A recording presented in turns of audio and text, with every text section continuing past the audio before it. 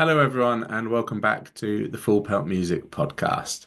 Today, despite having a bit of a cold, I'm in a really good mood because I'm going to get to talk with The Nightmares about their new album, Fire in Heaven. It's a thing of melancholic beauty. We really enjoyed the album, and we know that you will too. The band have also got a tour coming up with Save Face, so there's plenty for us to talk about. But before we do, it is the usual reminders from myself. If you would, please do follow Full Pelt on social media. We're on Facebook at Full Pelt and on Twitter and Instagram at Full Pelt Music. And if you would, please do hit that like button, hit that subscribe button, wherever you're watching or listening.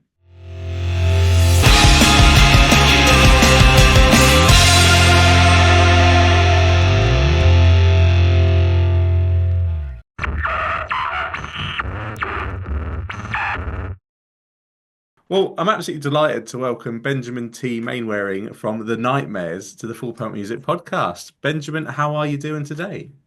I'm very well, Paul. Thanks for having me. Yeah, as I just said before I hit record, absolutely delighted because it's an exciting time for the Nightmares. So we've got a few things that we can talk about, which is always helpful when you're doing a podcast. And the first one that I'm going to dive straight into, of course, is Fire in Heaven.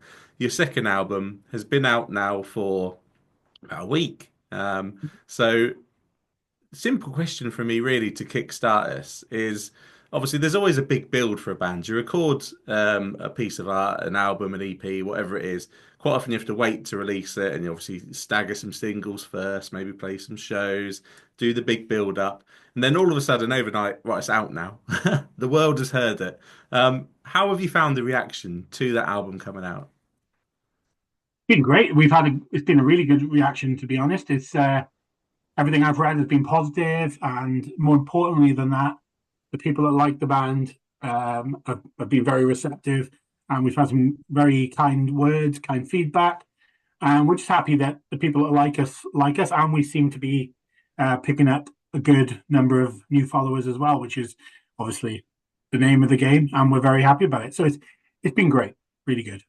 Yeah, I mean, I'm glad you said about your fan base. I mean, you are cultivating a very dedicated fan base, which is fantastic. And I draw parallels between yourselves and a number of bands out there that have got great overall aesthetics to them. Like a sort of, I don't want to call it a package because it makes it sound like you're manufactured, which you obviously, you're not. You But know what you've got that vibe, that look and that feel to you. And I always think that, I see it happen all the time. Like it helps to build and foster that connection with obviously a group of people that obviously see something that they like there and are willing to invest in it. And I mean, how important has it been for you guys as a band to, I say, cultivate that kind of connection, community? Yeah, it's massive. It's a great question. It's something that we really wanted to do. Obviously, when we started the band, you start by writing songs, but it quickly became apparent that we wanted to, I guess, stand for, represent a bit more than just songs. I think overall, overarching the band, we're all fans, sorry, of bands like Misfits and Alkaline Trio, people like that. And even like myself, I can't speak for everyone, but things like Iron Maiden, bands that create a world around them, and that's something that we definitely wanted to do with this band. I'd be lying if I said we didn't. We do put a lot of thought into it, not more than the music, but we try to create that aesthetic. So obviously, like you say, you can have a sense of belonging to the band. I feel like the best bands, at least in my opinion, are ones like even like the Ramones, like Blink 182. You have a favorite member of the band and a favorite era or whatever else, and so something we really wanted to create like a world around the band. So it's more than just now five people in a room. So I feel that's something that we've created quite well, and people seem to be engaging with that, which is obviously fantastic. Yeah, no, you are doing it really well. And I mean, I've said a few times, a kind of at a time when it's never been easier to put music out into the world. It's never been harder to actually be heard because there is so much out there.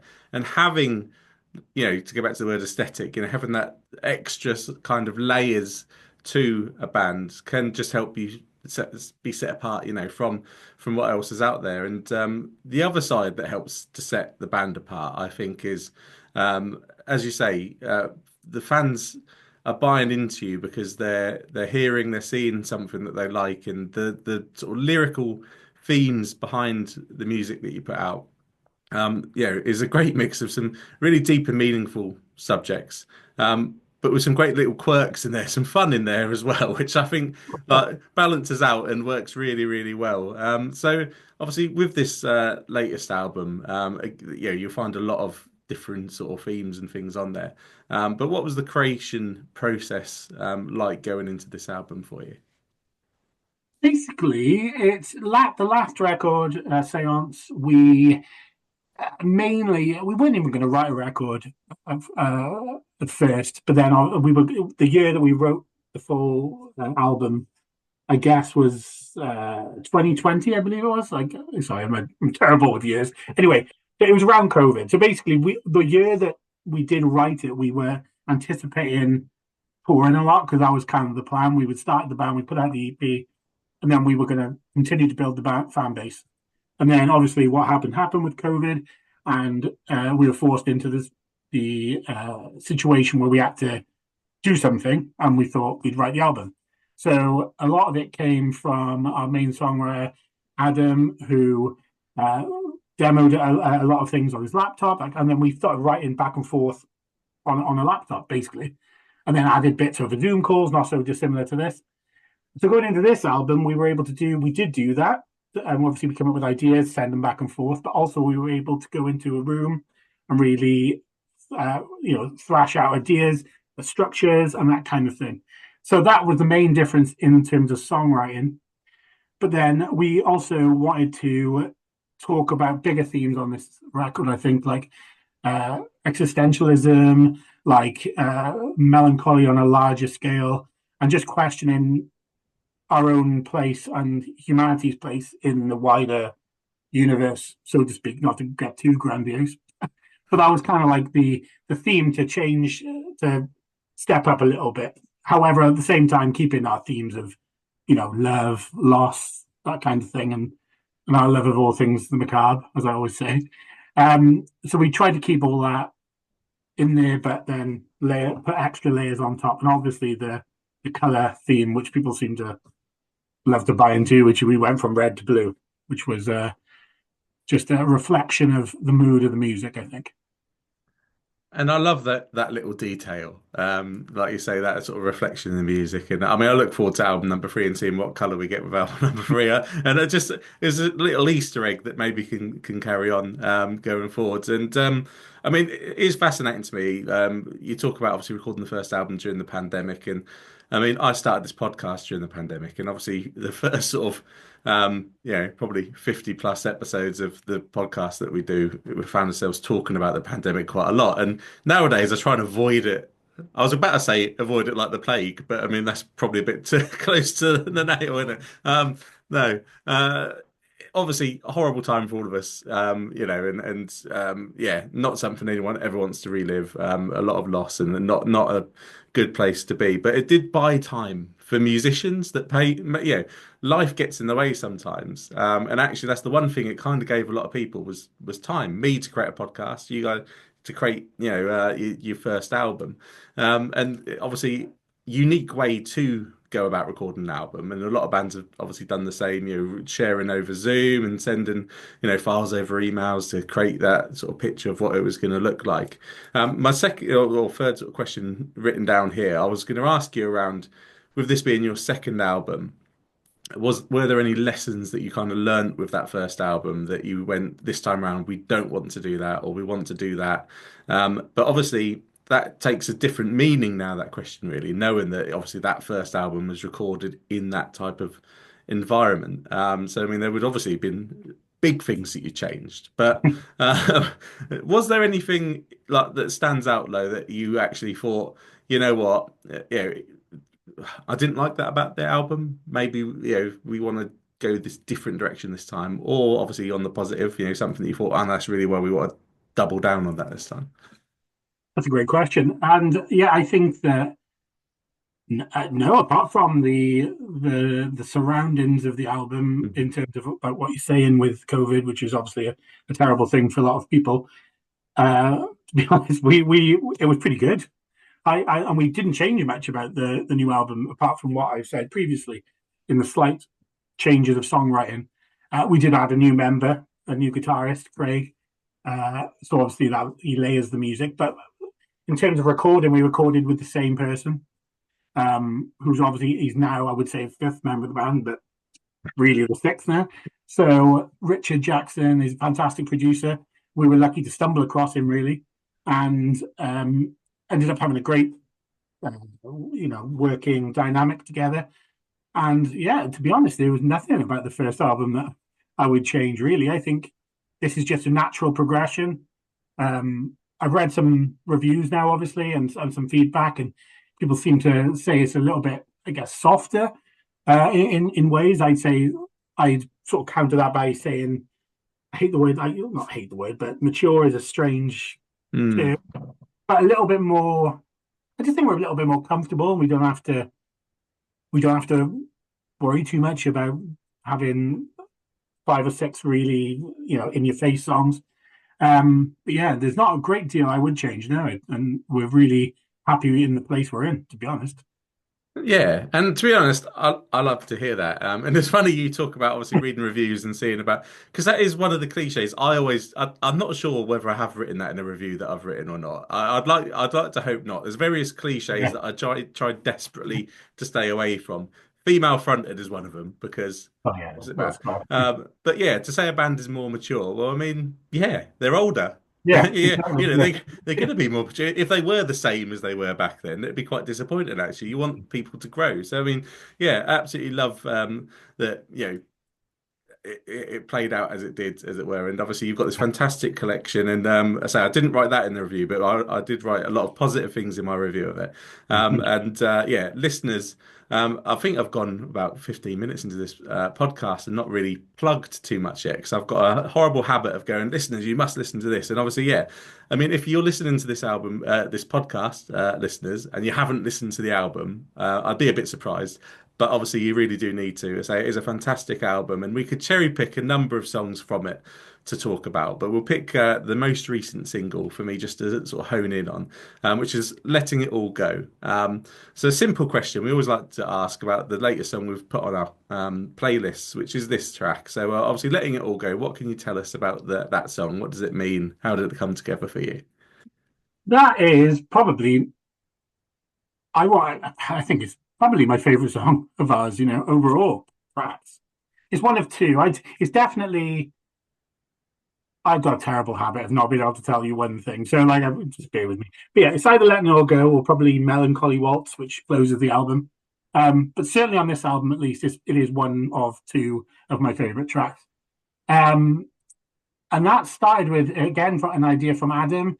It is and then Ellie came up with this cool key pattern, which I wouldn't even begin to tell you how that came about. But it just sort of grew into a really quite a simple song to play, but structure is kind of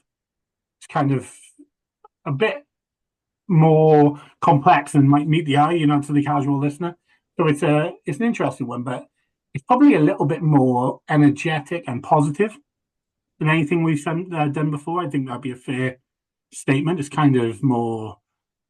There's hope in the song. There's a lot more. There's hope in a lot of our songs, but it's a lot more positive and I think it gleams with hope, which not all the tracks do. So for me, that is the main standout thing about it. I just really think it's kind of taps into our love of bands like Blink-182 and the Pains of Being Pure at Heart, who are a huge band that we all love. And yeah, it's just a really cool song, quite unique on the album as well, which obviously makes it stand out, in my opinion. Yeah, I mean, I would echo that absolutely. Yeah, agree with that. And yeah, it is a fantastic song. Listeners, again, one to check out.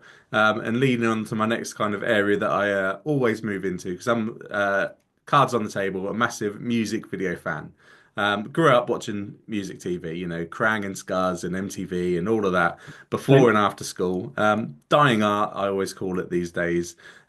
Sometimes I interview bands and I'm devastated when I look to go, right, what video can I ask them about? Oh, they haven't got any. You Yeah, are the polar opposite of that because we are. actually, I normally hone in on one video and I'm not. I am just going to ask generically across the board. Obviously, on this album cycle, I think it's 4 videos off the top of my head that obviously you've put out that basically tell a story, all flow. This series of videos that listeners, again, the plug is there'll be a link in the bio. Go and watch them all. Feeds into that aesthetic we talked about earlier.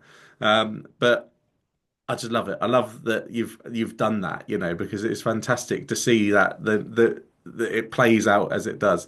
And simple question really again is as far as the concept when how did it come together for you all, and how did you go about putting that into practice? Well, yeah, I'm glad you brought that up. We definitely do love video. And similar to yourself, I think we all grew up loving things like, like you say, Crank TV and music videos. And I do think it is, like you rightly say, a bit of a lost art. So I'm thankful you brought that up. The main again idea it really has come from Adam loves videos, and he self-directed these videos along with Joe and Verity, um, who are two really talented people who made the videos with us. Um, it basically we wanted to tell a story, and we wanted to go through 3 or 4 different sections of a story about a character called Blue. And in this story, I mean, I don't like to over explain things because I think otherwise, what's the point in watching it? It should be open to your interpretation. But we're big fans of things of series like cult TV shows like Twin Peaks and X Files, so we wanted to really do our own version of that in a way, like so. Yeah, it starts with a character called Blue who sees something, um, unexplained in the forest, and takes us through 4 different videos until the conclusion, letting it all go, which I hope people understand where we're getting at with that. Um, but yeah, it came together through the mind of Adam, really, our singer and our guitar player. Um, so in terms of getting into the nitty gritty of it, I can't tell you everything that he could, but we're really they come out so well, and we're so happy with them. And Adam has smashed it, and Joe and Verity smashed it. So I'm super glad people like yourself are picking up on that. It's awesome. Yeah, absolutely. Love the mystique of it all. And I say that just feeds into that overall aesthetic. And I'm just chuffed to be able to talk about music videos. Love it. And listeners definitely need to go and check that out. Now, obviously, yeah, we've talked about some of the songs and some of the videos and the album as a whole. Obviously, the album's out. And the first thing that a lot of bands do is play shows. So you've just headlined. Um, and I always see this venue and I really want to go there because they get so many great bands going through. You always see it on tour cycles and I want to pronounce it correctly. Is it Club for Back? I can understand why it's difficult for someone to spell that. It's Club Iverback, so back, but basically it means Welsh club. That's all it means, Welsh club. And yeah, it's like sort of like this really iconic staple of the Welsh music scene. And now the touring cycle, touring, is that the right word? Touring, I don't know. Whatever that word is, I can't think of it.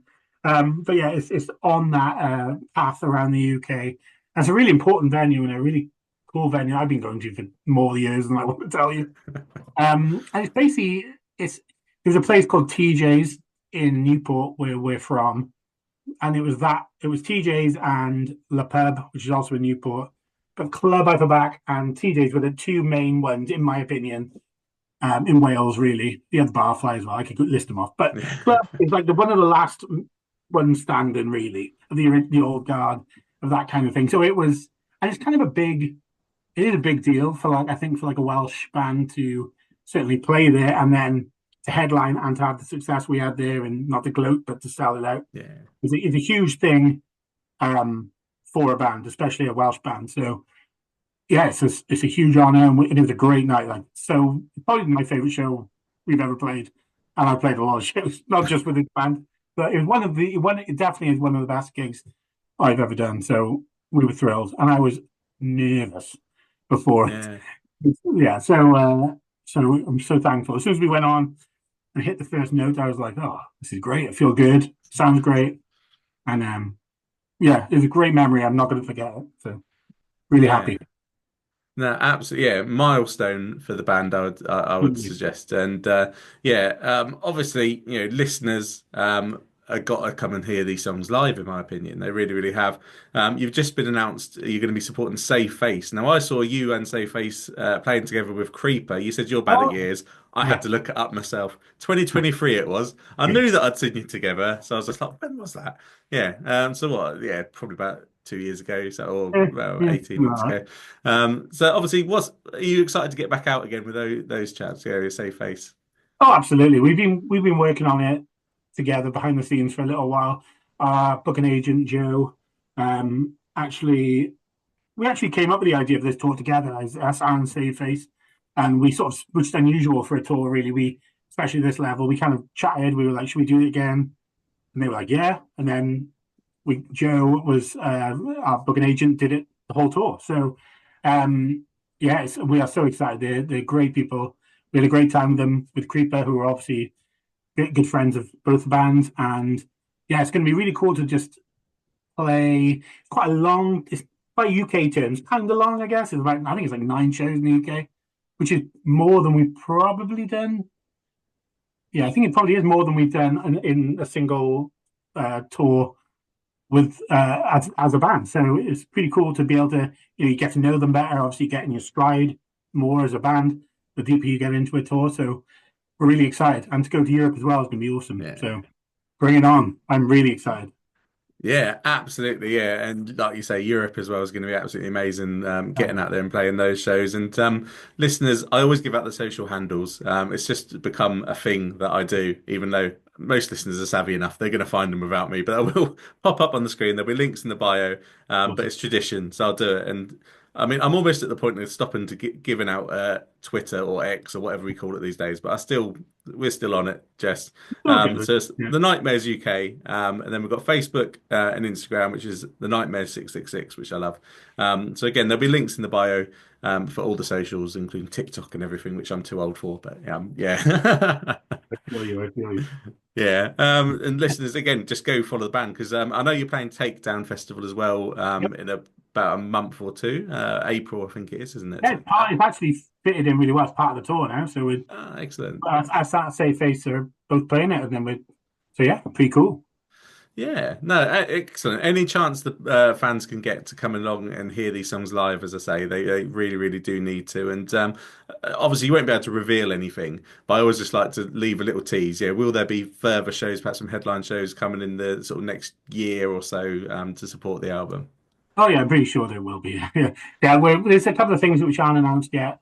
Not headline shows. I'll be honest with that. But there's a couple of other things that come in. So yeah, we've got some stuff in the pipeline, and I'm sure there will be some headline shows as well. So bring it Yeah. on, bring it on. Bring it on. Love it. And listeners, again, that's why you follow the band on social media, because when they do get announced, you will see them first and you can grab a ticket and go along. Have the songs from Fire and Heaven translated across to the stage the way you expected them to? Yeah, I think so. We played. How many was it? 5 in the album launch, I think, and was it, what's it? I can't remember, but there were at least 4 of them that we hadn't played live until that point, because obviously the album came out the day. Well, for those who don't know, the album came out the day before that. So the 14th of February, Valentine's Day, the album came out. Saturday, the 15th February was the day of the album launch. So we played Siren Song, we played Letting It All Go, Beneath Your Name, and Hell Is Gonna Happen, all for the first time. And then we played Something in the Dark and Dead Roses. I think that's it. Anyway, but we played those 2 before, but not the previous 4 that I stated. Yeah, and How It's Gonna Happen is it's quite a different song for us. It's kind of like in that New Order world, I guess, is a little bit more dancey. And the nature of the song is quite electronic sounding, but we don't use any backing tracks or anything like that. So everything is live. So we sort of like had to work out a little bit of logistics of how to pull it off because Ellie has to have this like really robotic part that she plays on the keys. So, but I think we did pretty well in the end. And we use this thing called an omnichord, which is an old sort of instrument. So there's a few things that are a bit different for us. Adam doesn't play guitar on that song, so he was kind of got to engage with the audience a little bit more. So that was pretty exciting. But yeah, I think that went down really well live because it was really dancey. So people, it was a Saturday night, so people seemed pleased with that. And yeah, and Siren Song was great. It was really powerful. So yeah, they've gone down well. Obviously, we only played them once. So after the tour, you could ask me again. But the signs are good. They're positive. Absolutely. Well, I look forward to hearing them live. It's going to be amazing. Listeners, again, to plug as I always do. You got to pop to a show and check them out.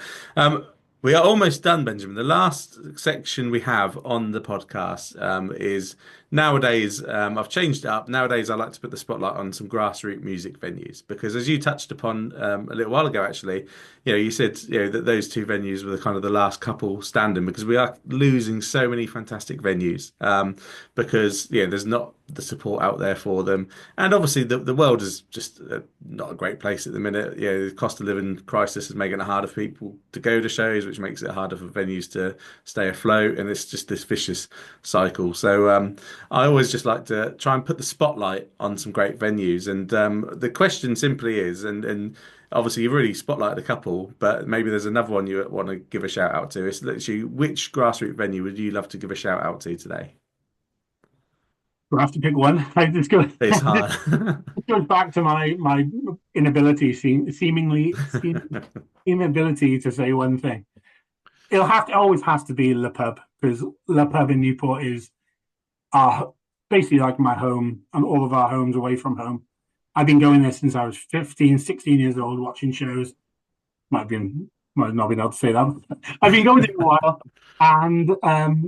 and they've really been supportive of punk, hardcore, all different genres, and such a community. And it's just a wonderful venue with wonderful people. It's really inclusive for everyone. So that's my number one. But there's a bunch of venues like Club Overback, like I say. The Moon was closed, but I believe it's back now. I think I saw that. I'm pretty sure it is. The Corn Exchange in Newport is a new venue, which is opposite Le Pub now. It's a bigger version, like 500 cap. But that's done by the same people as Le Pub, so big shout out to that.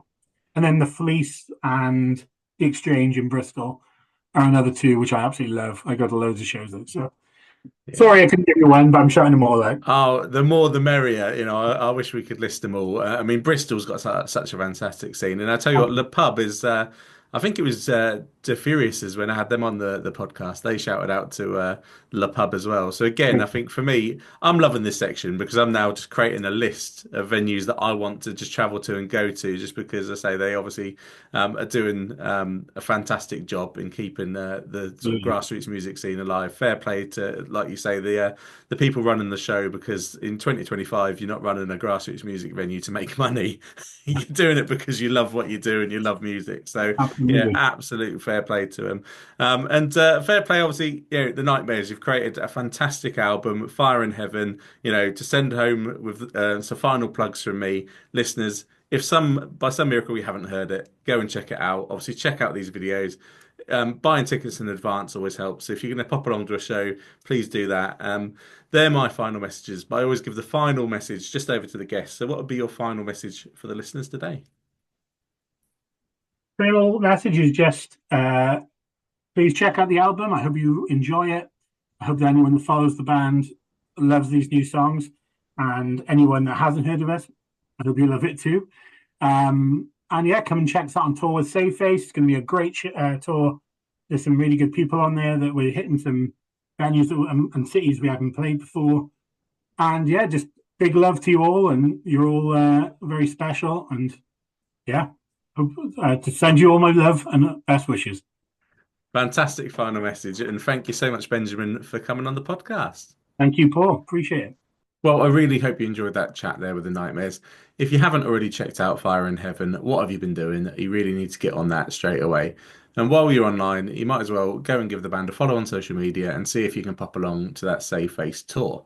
While you're there, you can also follow Full Pelt on social media. We're on Facebook at Full Pelt and on Twitter and Instagram at Full Pelt Music. Finally, from me, if you would, please do hit that like button, hit that subscribe button, wherever you're watching or listening, because we'll be back very soon with another episode of the Full Pelt Music Podcast.